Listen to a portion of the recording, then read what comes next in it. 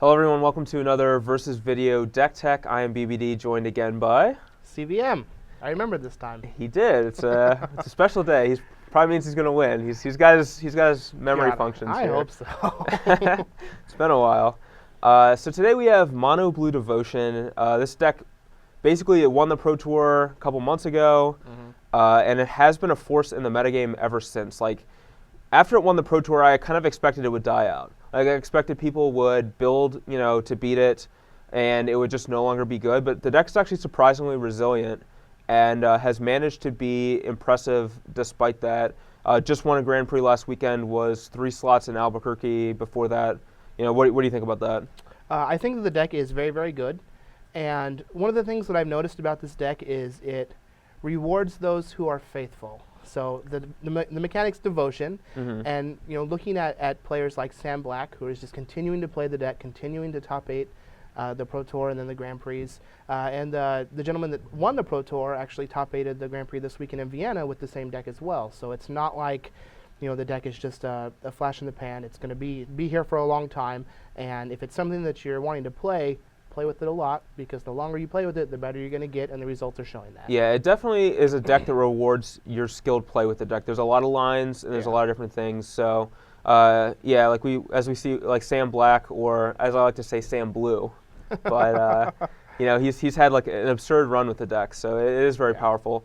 Rather than like talk about every single card, since this is a deck that I'm sure the majority of you are pretty familiar with at this point, I kind of want to just cover what actually makes the deck good.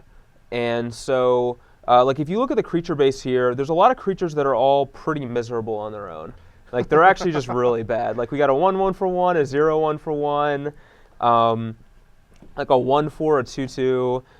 None of these creatures are very good, but what they do is, you combine them with the rest of your cards, they kind of build towards this like overwhelming board state that your opponent can't beat.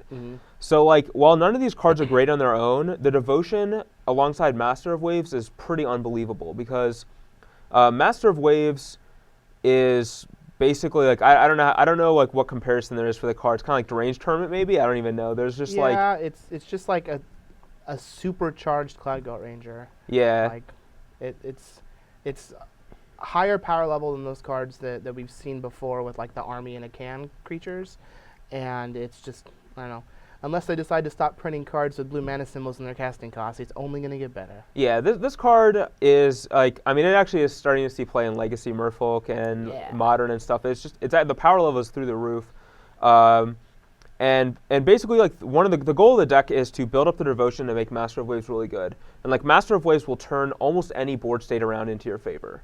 Yes. And then another thing is Thassa too. Thassa, if you can turn Thassa online, like a 5/5 is no laughing matter, especially one that's indestructible. And once you've like hit the point where Thassa's a creature, because of her unblockability, it doesn't take long to kill them. So Thassa and Master of Waves are kind of the two main reasons you want to achieve Devotion, and both are powerful enough to make like playing Tidebinder Mage worth it. Along with that, we have Biden of Thassa. And what Biden of Thassa does is it lets you take an advantage on the board and turn it into an overwhelming advantage where your opponent can't win. And that's like pretty important, because there's a lot of decks like Mono Black Devotion that can catch up pretty quickly. Like a couple removal spells along with a Desecration Demon, or like a couple Gray Merchants, and they'll just turn the tide. But Tidebinder Mage would like to stop them from turning that tide. However, Biden is one way where you can just start pulling ahead. Like, their removal just doesn't matter anymore if you're drawing 2 or 3 cards a turn, because you just have so many creatures. And I actually touched on that a bit in my article this week. I talked about how Biden and Master of Waves are the 2 cards that actually make this deck a deck. So, the reason we can play all these pitiful creatures by themselves is because once we have Master of Waves along with them, or even just a Bident, it makes them look not so bad. Like Judge's Familiar into Raptor into Night Veil Spectre, isn't too terrifying. You're going to kill them in like 5 turns or so. But once you play a Bident and draw 4 cards, at that point they're under a lot of pressure, and it just starts to steamroll. Yeah, exactly. Along with that, we have Jace, Architect of Thought, and Jace is probably he is one of the most powerful cards in Standard right now. Against any of the aggressive decks, he's just an absolute beating. Because it's very hard for like a lot of the decks right now. The aggressive decks are just playing a bunch of 2/2s and 2/1s and things like that. Jace, like pretty much halves their attack, sometimes even like more, because all their 1/1s can't attack anymore. Yep. So he pretty much just bricks all the aggressive decks pretty hard.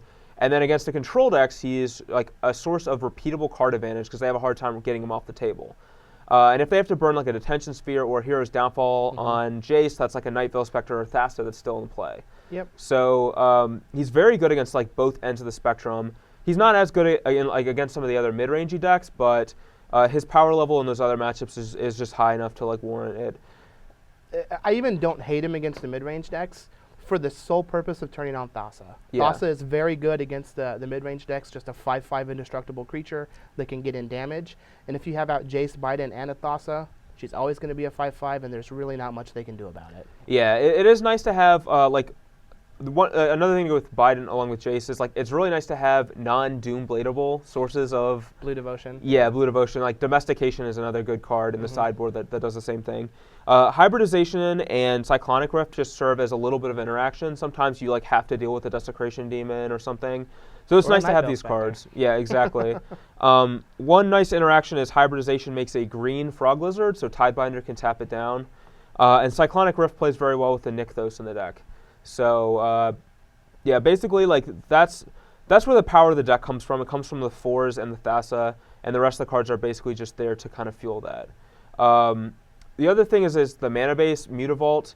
Because like the deck doesn't have a lot of expensive cards and doesn't have a lot of mana sinks, like you have Thassa or Cyclonic Rift is really your only mana sinks, Mutavault ends up being a lot better, especially with the Biden plan. Yeah. And also Mutavault gets pumped by Master of Waves too. Which ends up being relevant a lot of the time. Yeah, so that's the reason why there's only one Nykthos and 4 Mutavaults as opposed to some of the like the green-red decks that play like 4 Nykthos or whatever. Yeah. Because Nykthos is so much more important in their deck than it is here. But yeah, this is the mono blue deck, and I'm going to talk a little bit about some of the sideboard choices. All right, we're here back with the sideboard. Before I jump in on one thing I want to mention is that the list I'm playing is actually the list that won the GP last weekend. In Vienna. Yeah, in Vienna. So that's the list I'm playing. And I've been playing with mono blue a bit, and my sideboard choices are a little bit different, but for the most part I really liked his list a lot. So I decided I would just adopt it for this video. As for the sideboard itself, like a lot of the cards here are kind of self-explanatory. Like against like the mono black decks or the control decks, you want the extra Bident. Against like the super aggressive decks or the control decks, you want the extra Jace. Cyclonic Rift is pretty much for the other devotion decks is where you want the card like that. Ratchet Bomb, some of the mono red decks that are playing a bunch of 1-drops or like White Weenie, that's where you'd want that card. I'm not a huge fan of it. I wouldn't play it personally, but those are the matchups where it would come in. Negate. One thing I want to mention about Negate, I think a common trap is to side in Negate against like mono black, and I actually think you only want it against like some of the more control decks. And the reason for Negate over something like Dissolve is because like you don't really have time to sit on a 3-mana counterspell a lot of times. Yeah. Just like the mana difference is huge, and like the cards you want to counter are like Jace or like Sphinx's Revelation. Or even a Detention Sphere. Yeah, or Detention Sphere. Like you don't care about like any creatures out of those decks. Like even Blood Baron's not very scary. You have Master of Waves or whatever to deal with it. So that's the reason for a Negate. And the reason I don't like it against mono black is because like you want to play a creature every single turn, and if you're trying to like wait until you have Negate mana to protect it, you put yourself too far behind on board, and sometimes you can't catch back up. Yep. So I don't think it's worth having that. Aetherling, really good in the control matchup. That's pretty much the only place you want that. The one card I do want to touch on a little bit is Domestication, because I think this card is extremely good. It provides an enormous boost of devotion, because you get the devotion from Domestication. If you take a Night Veil Spectre, you get that too. And basically, this card is basically like gain control of target Night Veil Spectre, is what they could have printed it as, because that's basically the role of Domestication. You want it against any Night Veil Spectre deck, and it is very good against those decks. And sometimes you can take a Pack Rat or something too, but generally speaking, you want that. You want it against like the blue and the black devotion decks. And another thing, a neat thing you can do against mono black devotion is you can take a creature and sacrifice it to their Desecration Demon. Yep. Is another thing too. So you can, if they have 2 demons, you can take 1 demon, sack it to the other demon.